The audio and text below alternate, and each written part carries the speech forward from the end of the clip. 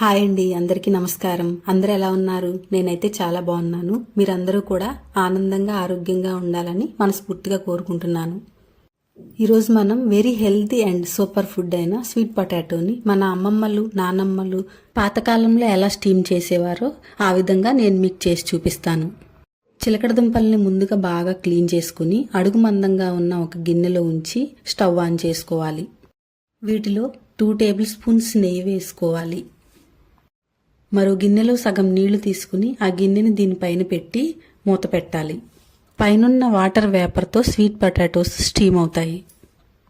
వీటిలో vitamin A, magnesium, carbohydrates and fibre కూడా ఎక్కువగా ఉంటుంది.